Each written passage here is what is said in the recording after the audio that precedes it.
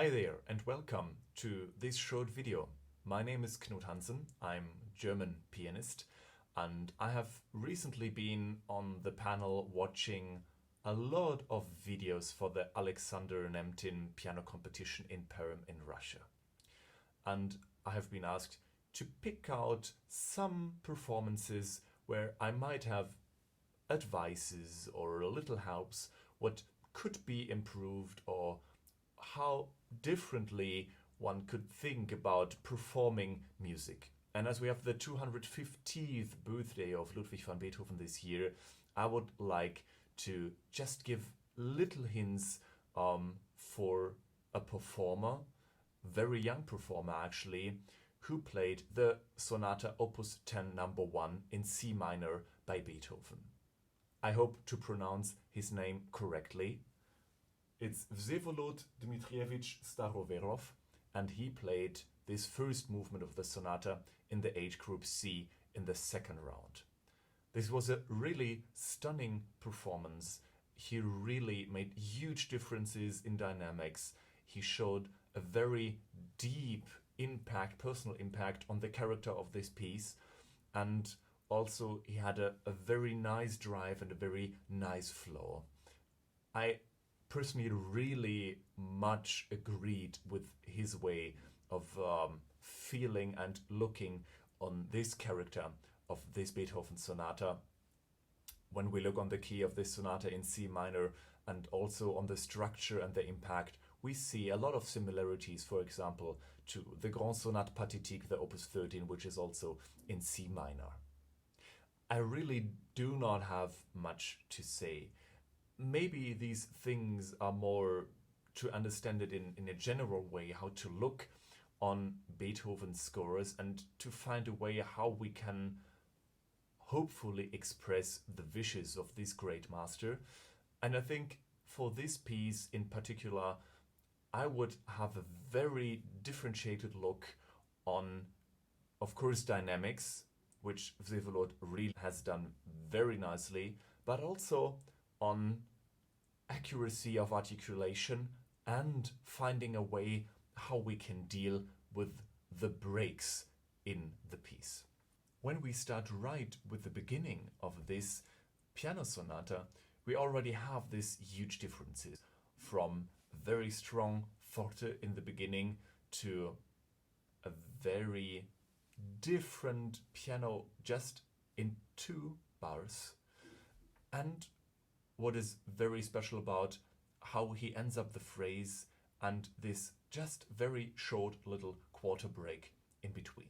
And what can we do to make an even bigger difference between this first impression and the second character in the piano?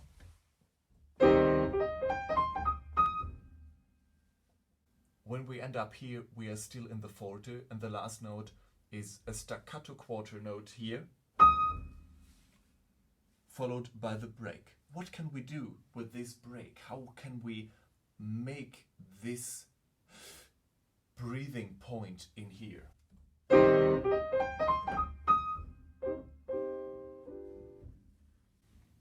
I think if we really try to articulate the last note, feeling the break physically and changing immediately the emotion, character and physical presence for this next notes, we can in total increase the different positions of characters for this first motifs.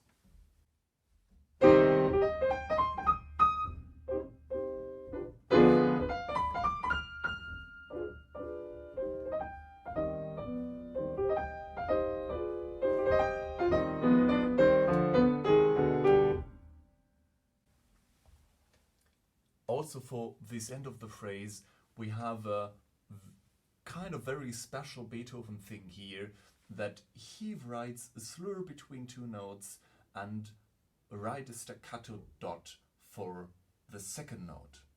And although we even play the second note in a slur lighter and shorter, together with the rinforzando, he writes here, I think he wants to create an even more tension and even more breathless way how to get to the end of the phrase, and kind of let us be in a very unclear feeling, also emotional feeling. We are kind of hungering for the next phrase to start.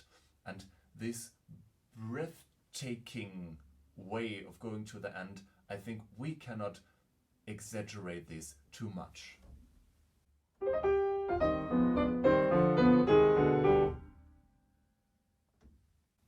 After that, he continues with this first pianissimo in the piece, and the triplet notes, they're kind of hushing away. And again. And now he writes the first fortissimo impression, going back to the motive of the beginning and finding a way how to make a conclusion of this first part in the exposition.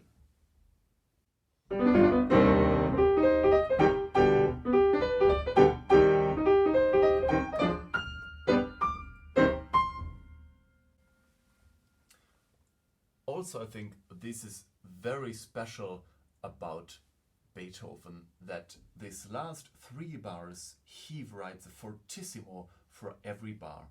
And also he pays very much attention about how long the notes should be. We have a staccato dot on every note, so also in the left hand. And for the left hand we have just the first beat of the bar and very exaggerated and shortened, coming to an end. And in the right hand we have these huge gaps in the melody. Just for practice reasons, I sometimes really like to feel these gaps more physically when playing it just with one finger, because this leads to a lot more attention how we define the way between the two notes. If we just play it with the 2 opposite fingers of our hand, it might be very close, but doing it with one finger makes us feel this way. Of course, I totally can understand that probably you wouldn't do this for a competition video, because there are a few risks that you actually take when you would do this kind of performance. But I think for practice, actually for me, it makes a lot of sense. So just let's try.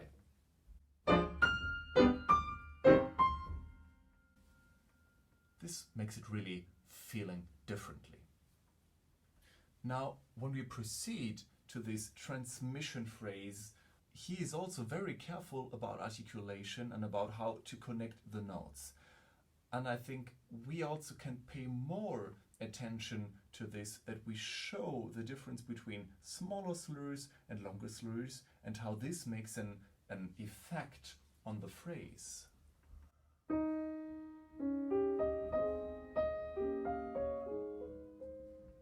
So we have this small slur here,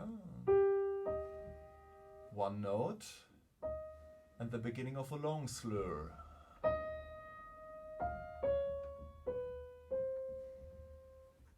And I think this is really something which needs a lot of love and attention for, that we don't just combine all these different elements to one thing, which is of course very nice to create a running and continuing way to the ends of the phrase, but that we see the love for all these little details and how the harmonies change with these syncopated notes in the right hand.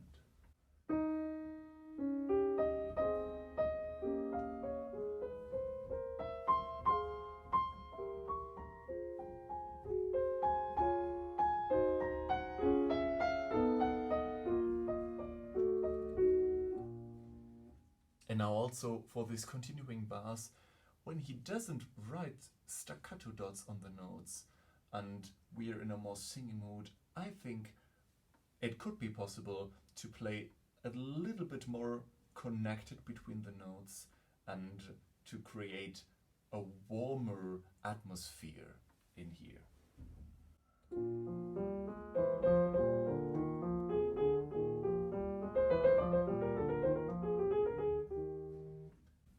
situation if we play the notes like in the beginning shorter.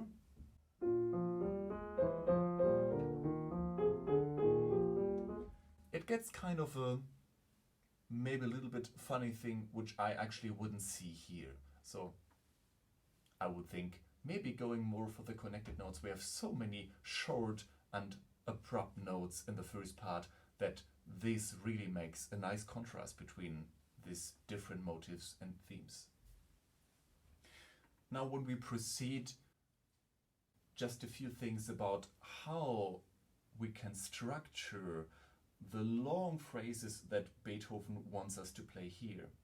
At a certain point, when he writes a crescendo, this crescendo may last for 8 or 9 bars, and we also have crescendos which just change the dynamic level within 2 bars. For example, we have this difference starting from here with a long run crescendo from the piano up to a forte.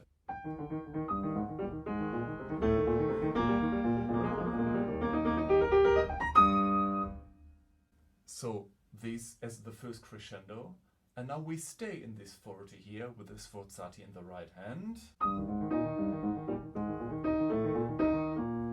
And now we just have 2 bars crescendo. Coming to the fortissimo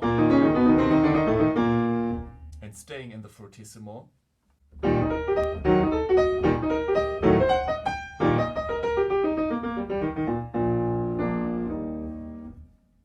And also for this passage, what I really like about Beethoven is how he combines little motives and finds a way to get even more tension and pressure with it. And this is one very great example. So we have the beginning rhythm of the upgoing line here. Now in shorter version.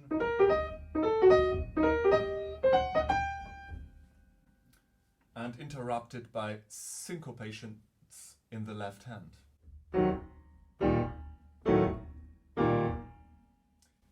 And together this really creates a huge conflict.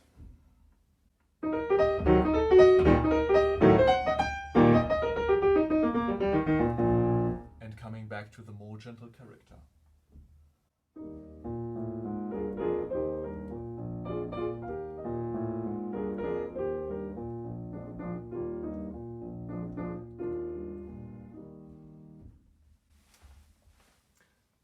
These are just a few examples how I think little details may result in a big difference.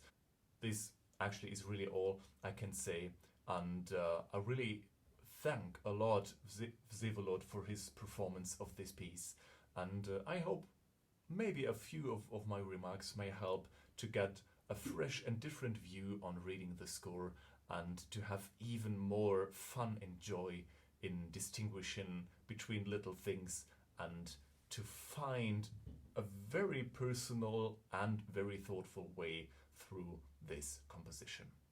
Thank you.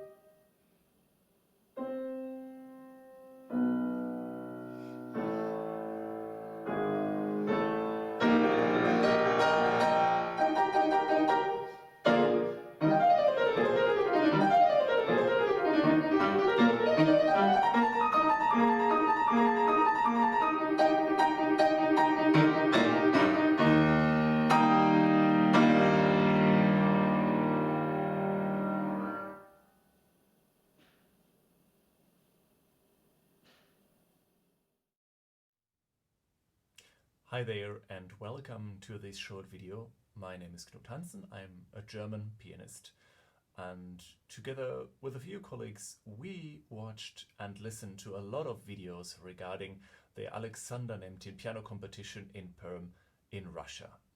Now the task is if we may have some advice or hints for the participants for their further work, and are there possibilities to improve or maybe to just share some different thoughts about the music.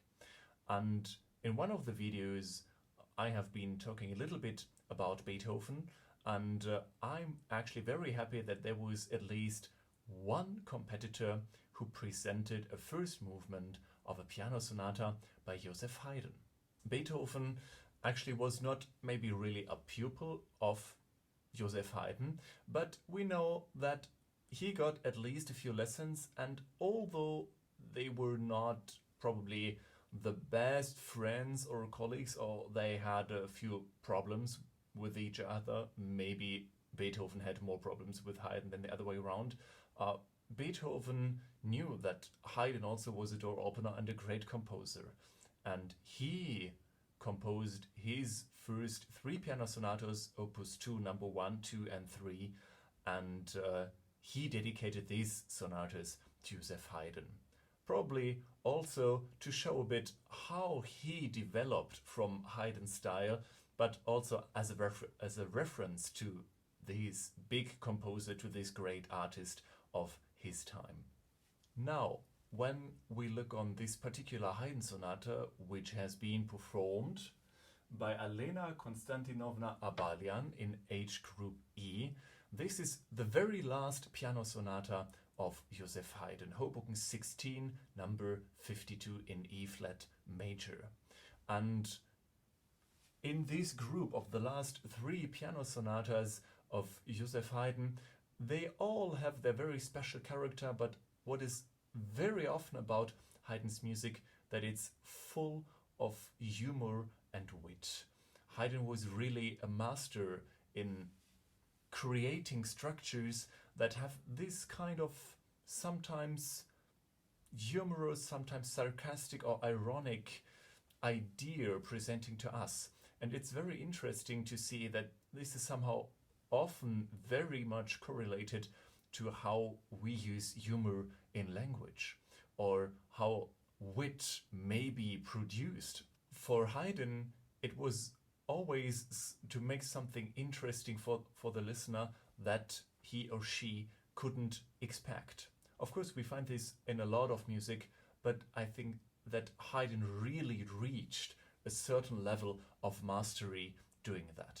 Before I now start on maybe share just a few thoughts about how we could interpret Haydn's music these days and how we could read the score, I want just to make one remark about using the scores. Referring to the playing I actually heard by Alena in this competition, I would say that probably we have a rather different edition of this piano sonata. And this is very crucial, especially about Mozart, Haydn and the older music especially, because there have been many changes made by editors in the last centuries. So now we always try to find a way to what we would call the Urtext, or kind of original manuscript score by the composers, but this is a really hard work, and we can be very thankful to all the scientists working for us interpreters to find all the differences between the different editions and what maybe have been changed by editors or by the composers themselves. So this edition, what I have actually here, is from the Wiener Urtext edition, and Christa London revised this edition half a century ago. And I think it's a very detailed edition, and there are a lot of interesting comments actually in the first part about the conditions, how the piano sonatas have been written, and how Haydn used different symbols in his music, and what we could think they mention now when we try to find a way to set this written music into sound. When we start from the beginning, mostly, as with all Haydn pieces, there is a kind of monothematic idea that he explores throughout one movement. So there is probably not so much contrast as we have it, for example, in the sonatas by Beethoven, especially now mentioned the sonata played by Vsevolod in the H group C, opus 10 number 1. But he has a lot of different writings with articulation and also with dynamic. And beside that, of course, we also have to pay attention to what is actually meant if there is no specific articulation or no specific dynamic written in the score. When we start right from the beginning, we have a very powerful and kind of majestic opening, which also may have inspired Beethoven for some of his E-flat major works. A lot of his E-flat major works actually have this kind of, sometimes even more heroic than for Haydn, but this kind of majestic opening. For example, when we think about the Eroica Symphony, Eroica Variations, his Sonata Opus 7, or of course also the 5th Piano Concerto. Now we have this key here in Haydn's music, and he also has this very nice arpeggio in the left hand, which makes it even a little bit more, presenting to the public.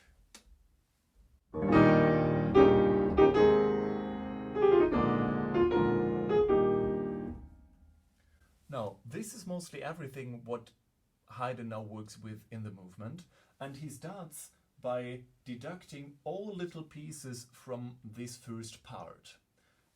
So we have the beginning motive,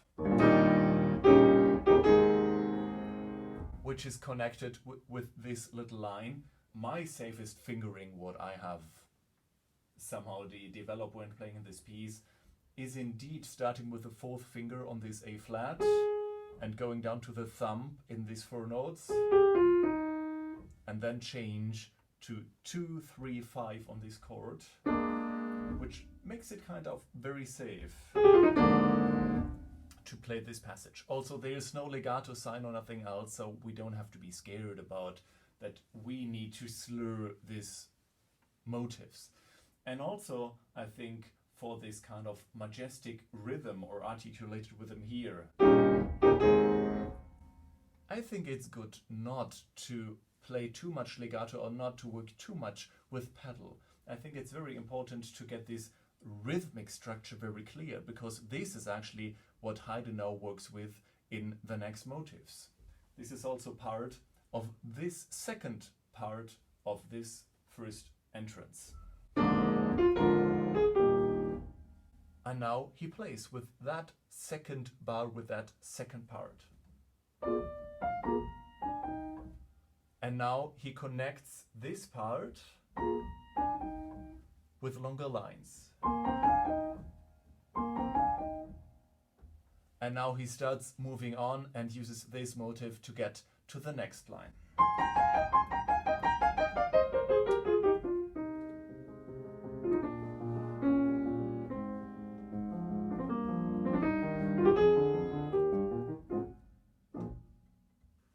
This is, I think, also a big part of typical Haydn humor and how he works.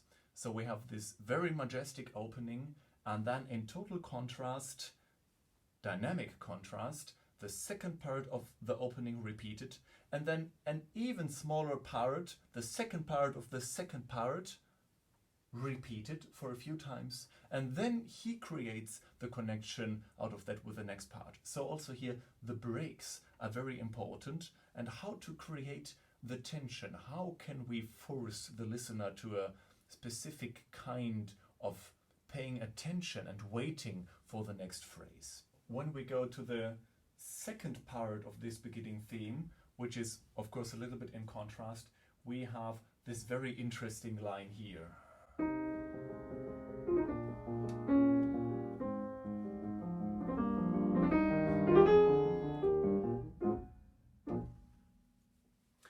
So also here, for example, we have a very special accent on the last quarter note in the bar number 6.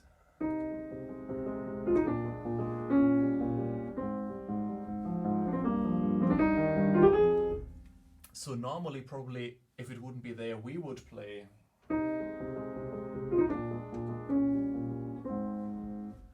But Haydn wants to give an accent on the very mostly unaccented beat in the bar, and probably he also wants to find a connection between these two bars and focusing on this little suspension which will be in the next bar. So I think there we have already set the two characters Haydn is working with in just one theme, so very close to each other in this particular sonata. And when he presented this second idea, he immediately comes back to the first idea, what he presented at the beginning. So once again from here.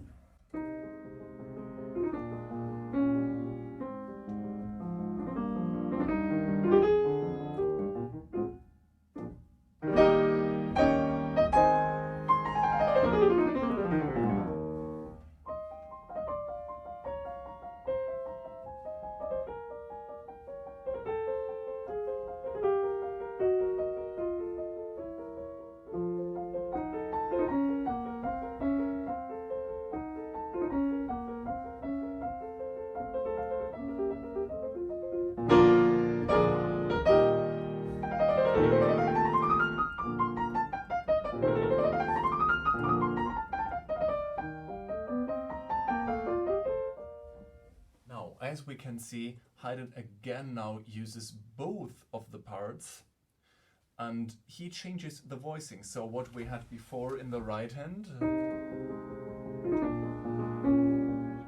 is now in the left hand.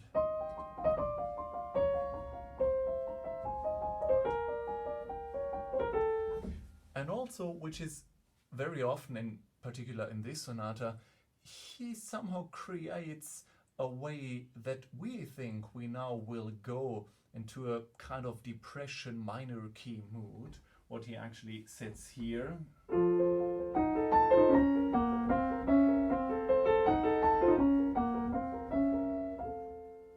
So we would expect at the end of this phrase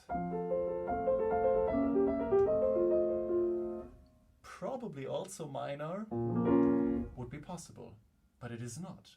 And again, he starts with the first motive, but in very bright B flat major.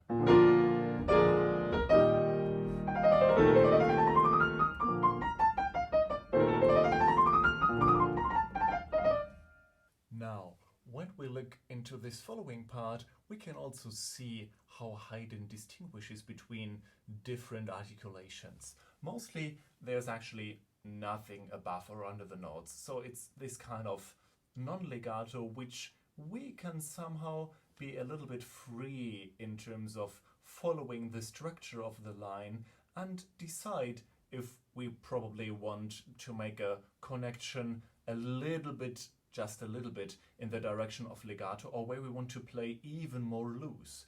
And this can also create very nice curves in these little lines, what Haydn writes here. Starting from the B flat major,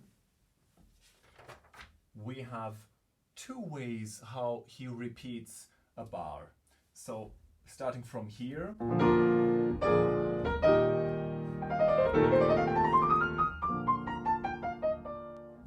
first time we have this bar, an upgoing line with nothing written on, but downgoing with dots under a slur, so really portato. So we have a very light and fluent way up, and now a more connected way down. When we look into the next bar, where he actually now repeats this second bar, he adds a few notes when going up, and now he continues with little trills on every second note. And I think this is also very special. We have this very light, enjoying little things in the score, which makes it really fun to play. The movement is fun, the listening is fun, it's very joyful. Now we go in a short three voice part. Also here we have so many beautiful suspensions. I would really think to pay attention especially to the long notes here.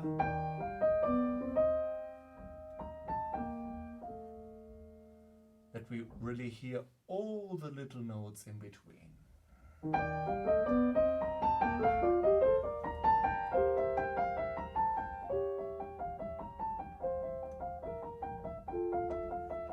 This has somehow, of course, a lot of relation to the part we had actually here. Marking this little minor part, what he also does here.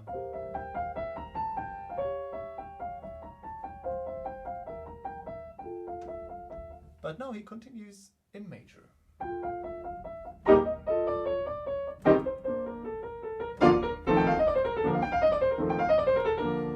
When we now look at this part, we have this little forzati here, but still in the piano. And here probably more of a forte.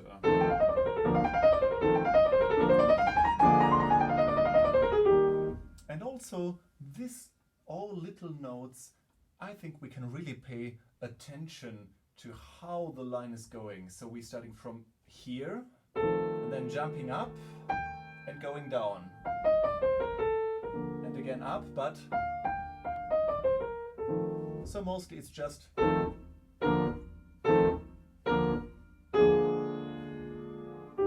and everything is filled up with very joyful playing here.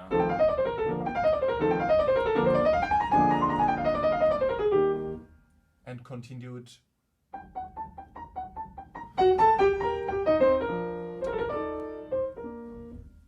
coming to this little end. Now actually he mostly could be finished, but he's not. He still has something to say, and now he changes to an even more light character.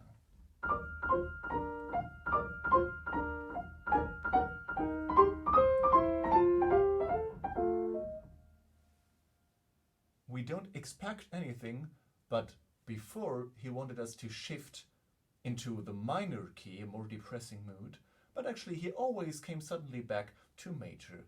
Now we expect nothing, and he goes to minor.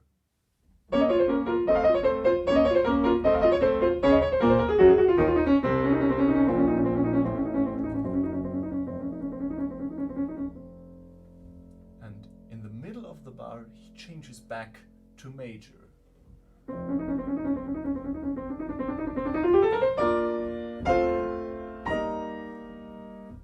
He is again back in the major mood, and this actually is also related to the beginning. If we just add a little rhythm, we see more the relation to the first motive in this movement.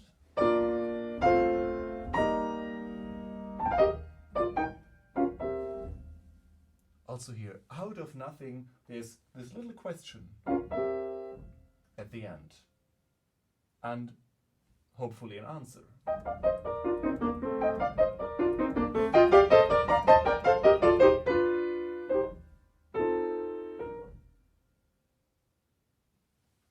And this is also one special fun fact with Haydn, that he has so many breaks in between we don't expect. So actually, when we would try to fill up this set to complete the phrase, we would probably start here.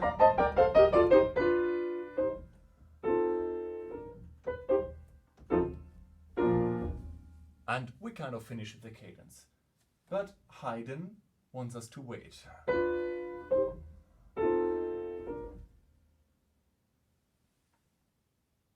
We don't know where it is actually going. And probably he himself does not know.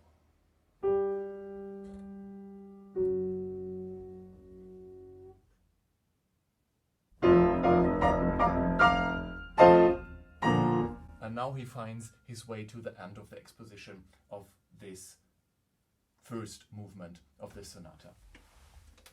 What I would like to conclude about is that if we pay also for Haydn attention to all these little details, not only in articulation and dynamics, but also how to find a way to understand the structure and how Haydn actually creates expectation, and then when doing something totally different what we expect, creating this really lively and very humorous style, which is, I think, very special for Haydn's compositions. Of course, not also for Haydn. We also find a lot of humorous pieces with Beethoven or with Mozart or with any other composer, but for Haydn, I think he really made it to this mastership working with structures. Now, I think this is mostly everything what I can say. Many thanks again to Elena to present this sonata in the competition, and I hope that I could a little hints maybe to find a fresh and new way to explore the score, and which is, I think, very important, always create the music as it would have been composed just for this moment. Music always needs to be as fresh as the day it was composed and the first moment when this music appeared on stage for the first time. And I think especially for Haydn, there is nothing which is so dangerous for Haydn's music than just to know everything what could happen. We as performers, I think, really need to feel all these unexpected things. We really have to train ourselves that we always feel this excitement about the music of Haydn. Thank you very much for listening, and hope to see you again in another video, but then concerning a different piece. Thank you.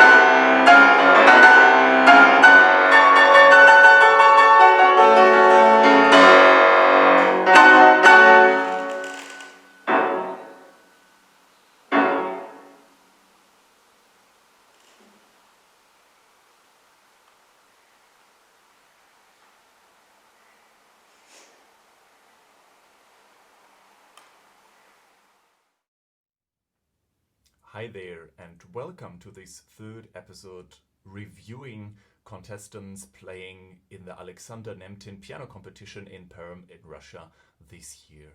My name is Knut Hansen and I'm a German pianist.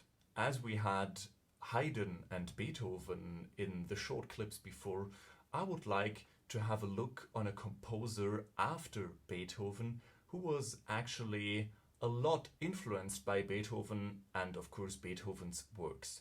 And this is Johannes Brahms.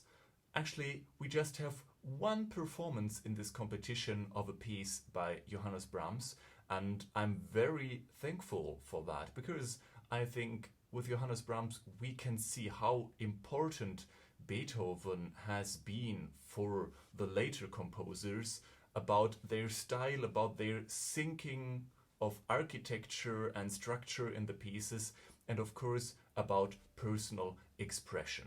The piece actually we are talking about today is the second piano sonata of Johannes Brahms in F sharp minor.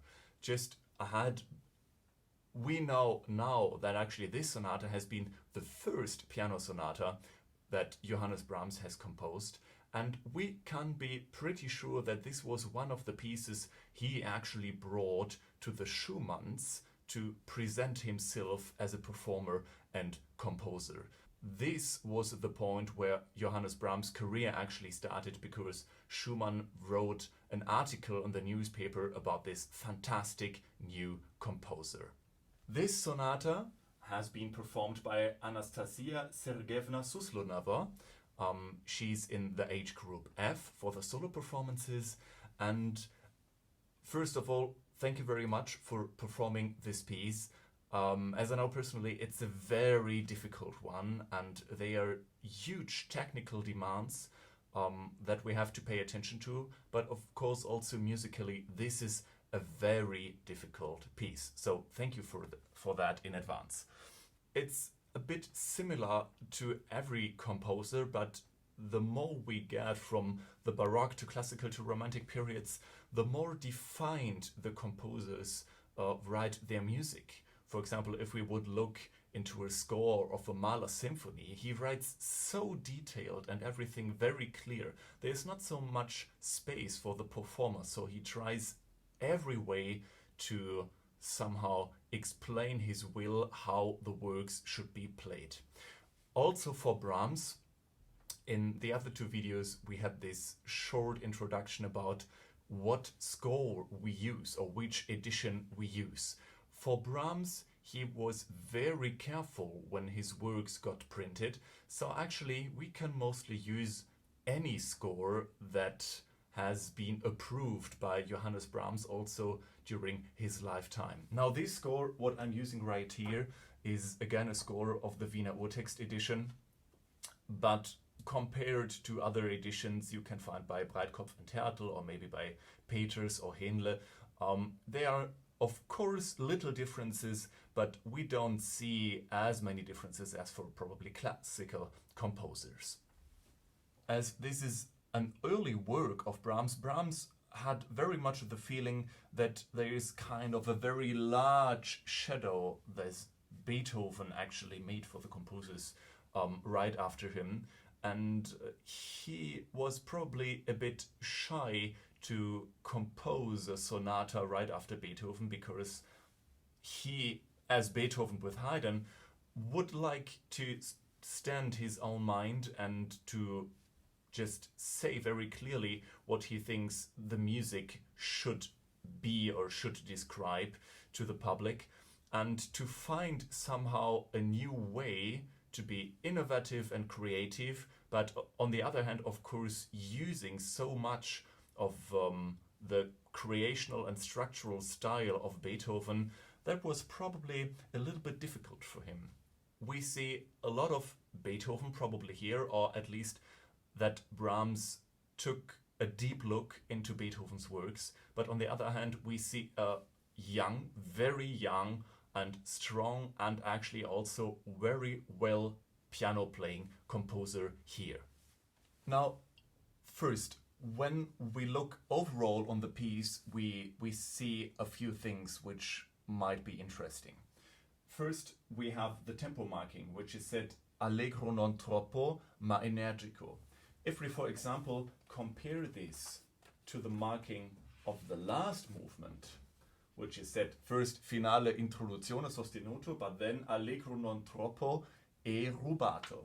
So again, we have that allegro non troppo, so not too much allegro, but in the first movement, very energic, and in the last movement, a little bit of rubato. So probably Brahms knew very well if he wants to give the interpreter a little bit of freedom when he writes a rubato in the last movement, which he actually doesn't in the first movement. To be a little bit strict about the motives, I think, is very important for this sonata. We have the difference between normal 16th notes in the group of 4 and 8th notes triplets. And this is kind of the basic conflict that Brahms uses rhythmically in this first movement. So I think it's very important for us as interpreting this music to make this very clear. This difficult beginning here is very, very tricky. So let's see what we can do. First, we have this very large arpeggio from the bottom to the top. And then after, follow the group.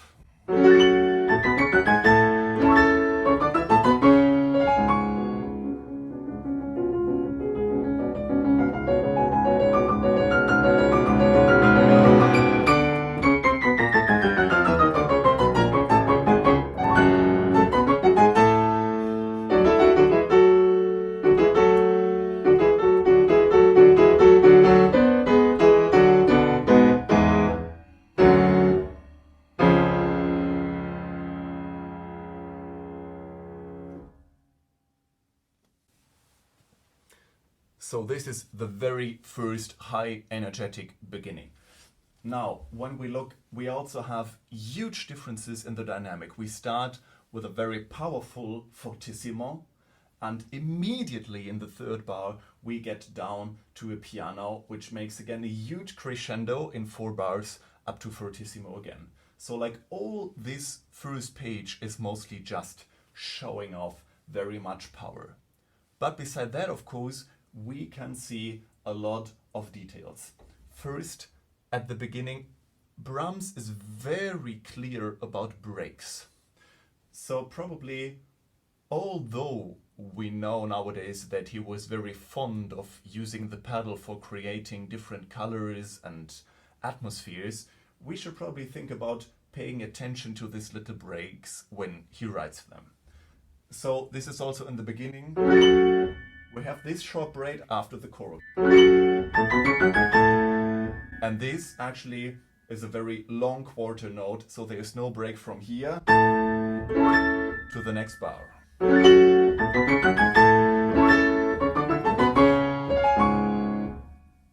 We just have 3 16th notes to get down from fortissimo to piano.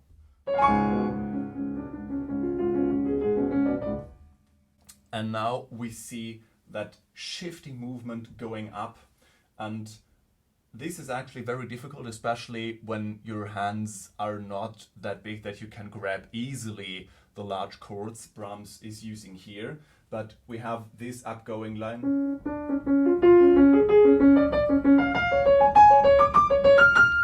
And I think we, on the one hand, have the big line here, and of course, always the shifting between the low note and the high note. So this is not easy to make, actually, so we need a very good control of what we do here.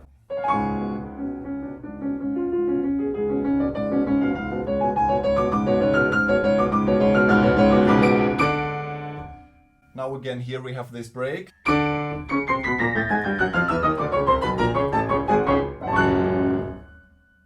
And a poco ritardando right at the end here. So now we also see that he's very clear about the tempo markings. So if he wants us to have a ritardando, he's writing a ritardando or a poco ritardando. And now we have the first kind of conflict, which is not that big, as it will be shown later. First conflict between the 16th notes and the triplets right here.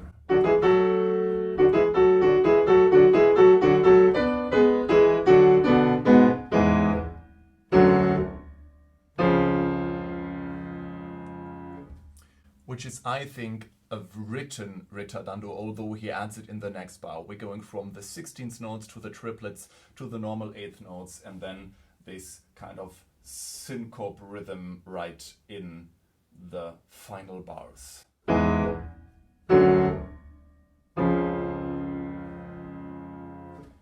Now, after this energetic beginning, we have a totally different setting now. We go down to pianissimo, although it's mezza voce, and we start in the very low bass.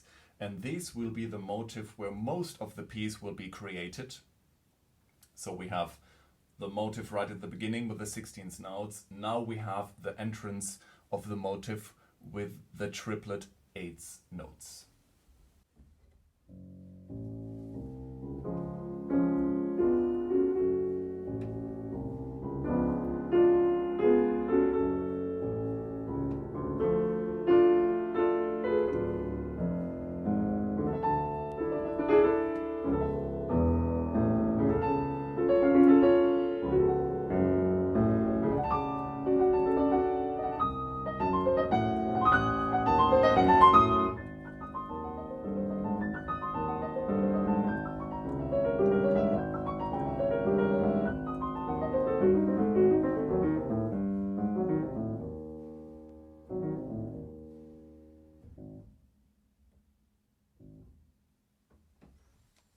Now this is the second page, and as we can see now, he already is presenting that kind of conflict here.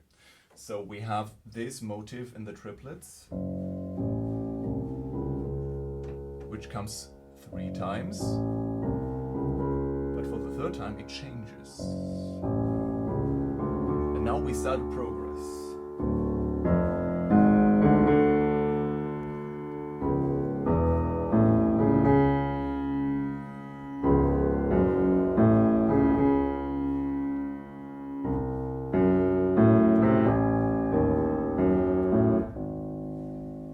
Until we are here.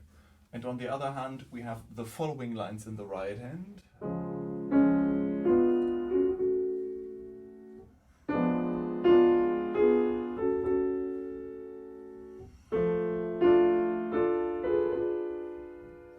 And now we get to this conflict.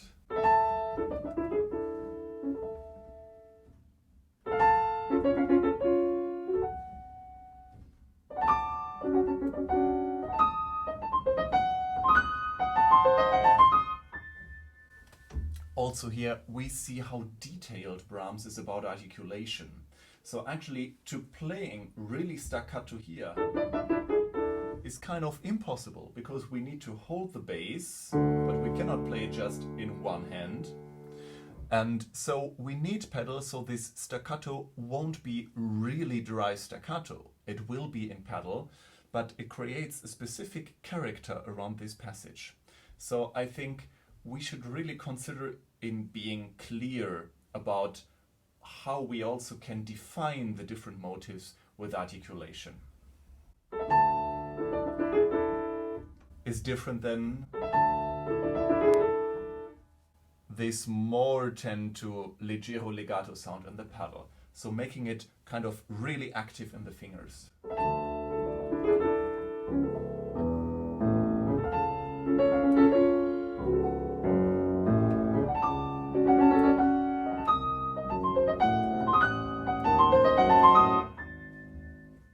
Now here he also distinguishes between just dots on the notes in this bar and the dots with the slur in the next bar, which may be a little bit more tight together with the notes and interrupted by a sudden pianissimo with poco marcato in the left hand. And now we have the conflict right in one bar. We have the ongoing 16 notes in the right hand and the triplets in the left hand. And this, of course, leads to playing very slowly now.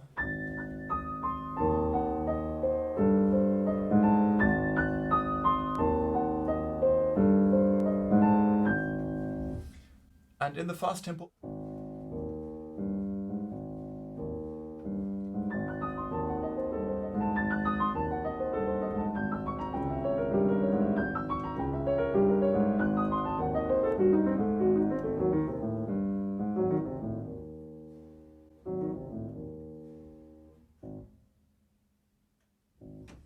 also, if we play in an even faster tempo, it should be possible.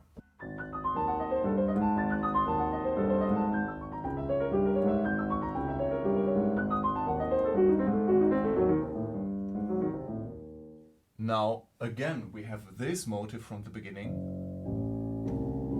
the second big motive, and this now gets transformed into a new way. We have the same system here, but now he even makes the conflict bigger than before. We have the triplet motive, but now with 4 notes in a line, always shifting in the beat of the bar. So we have 4 notes, and again, and a final ending.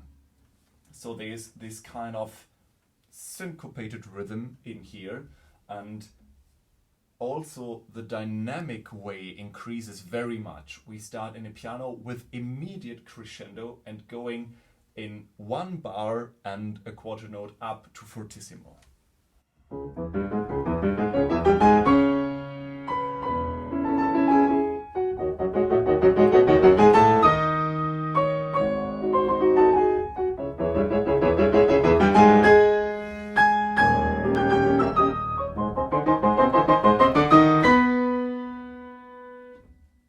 So we have 4 attempts to the top, and he always comes from the piano going to the fortissimo and then shifting to a mezzo forte in the 3rd bar, going down again to the piano and making the same system beside the 3rd time. So when we start here,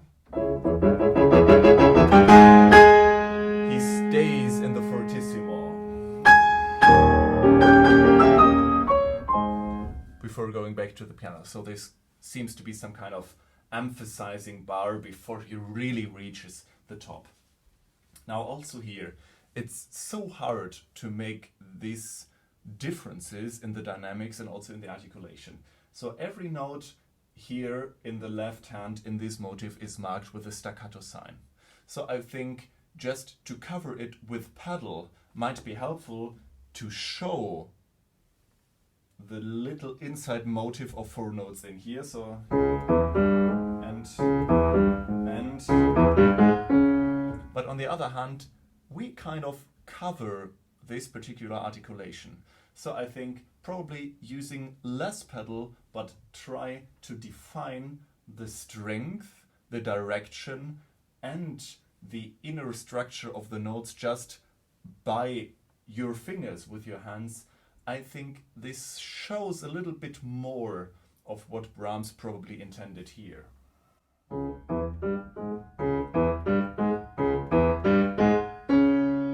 To play it slowly and with the right hand. Now he writes pedal.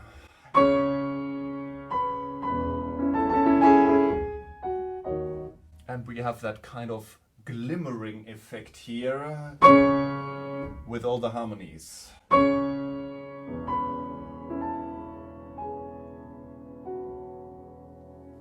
Which I think is really intended. And we have this short break up on the last beat of the 3rd bar, so going up.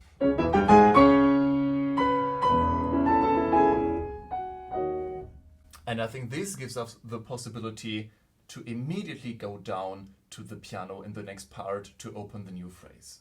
We finish here on top. Again, he writes with the pedal. And now we have a piano espressivo, very singing theme here.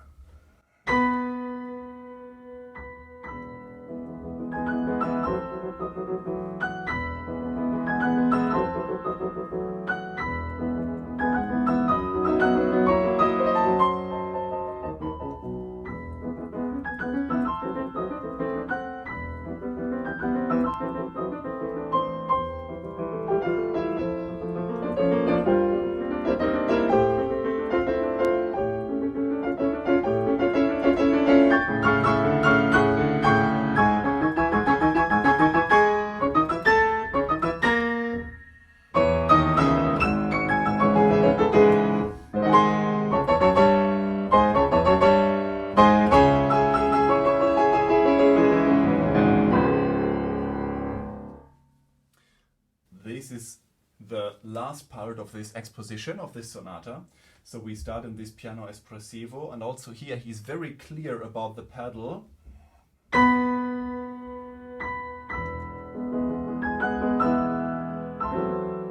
And taking it out before this bar.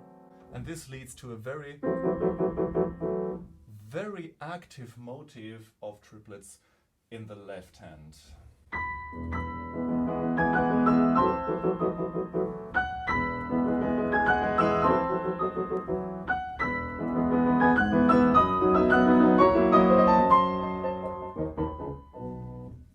Now he writes pure agitato, and I think this has to do with the left hand because he changes the accompaniment figure here from this one to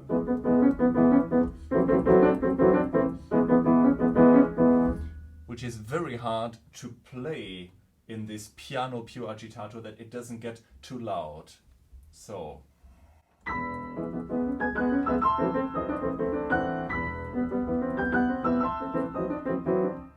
and now he starts a progress.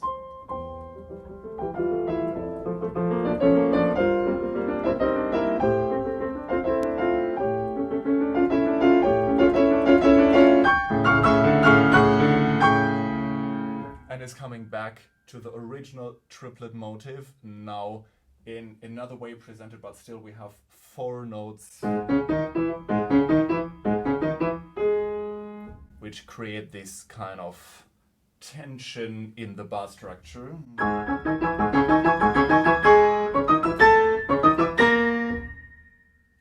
And now he even goes to normal eighth notes to make even more feeling of creating tension towards the end. And rushing down.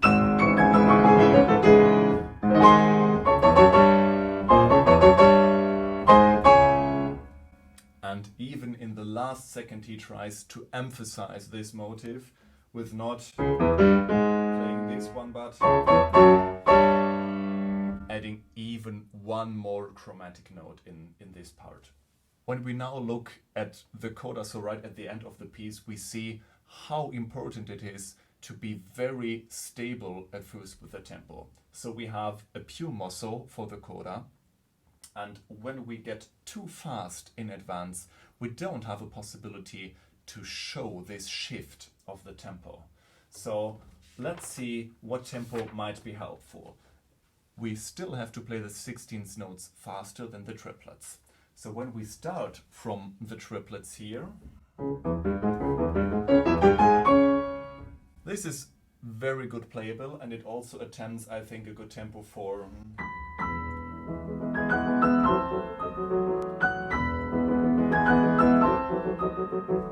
this part. Now let's see, when we have this tempo for the beginning, this is quite fast.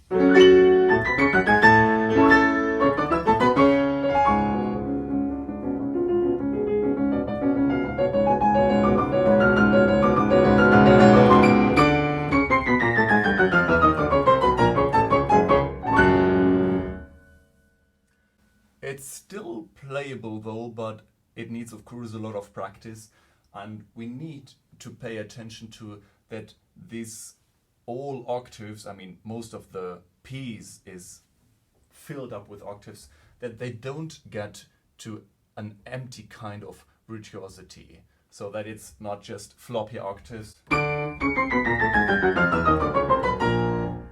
but really filled up with energy and impression.